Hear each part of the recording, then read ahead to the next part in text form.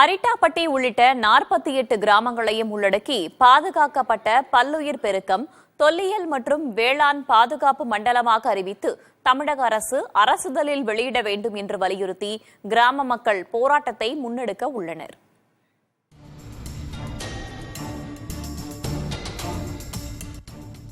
அரிட்டாப்பட்டி உள்ளிட்ட 48 கிராமங்களில் டங்ஸ்டன் சுரங்கம் அமைக்க ஏலம் விடப்பட்டதை அடுத்து இந்த திட்டத்திற்கு கிராம மக்கள் கடும் எதிர்ப்பு தெரிவித்து வருகின்றனர்.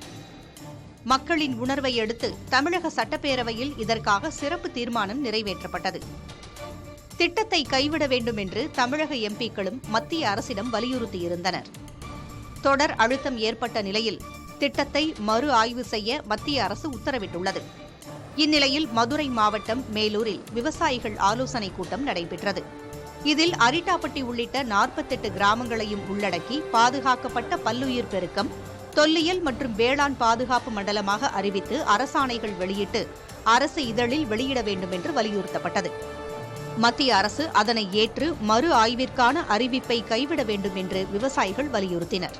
ஜனவரி 7ஆம் தேதி ஒரு போராட்டத்தை, மாபெரும் போராட்டத்தை 1 லட்சம் பேரை திரட்டி நடைபயணமாக மதுரை நரசிங்கம்பட்டி பெருமாள்மலை அடிவாரத்திலிருந்து கிளம்பி மதுரை BSNL அலுவலகத்தை வரை அமைதி பேரணியாக சென்று அங்கே ஒரு முற்றுகை போராட்டத்தை நடத்தி எங்களுடைய எதிர்ப்பை தெரிவித்து இந்த திட்டம் முழுமையாக ரத்து செய்யும் வரை போராட்டம் தொடரும் என்பதையும் சங்க கூட்டத்தில் முடிவு செய்யப்பட்டுள்ளது. ஜனவரி 7ஆம் தேதி நடைபெறக்கூடிய போராட்டத்திற்கு மேலூர் வர்த்தக சங்கமும் ஆதரவு தெரிவித்திருப்பதால் அன்றைய தினம் மேலூரில் கடையடைப்பு நடைபெறும் என்றும் அறிவிக்கப்பட்டுள்ளது. 47% இருக்க கர்நாடகா விட்டுறாங்க, 17% இருக்க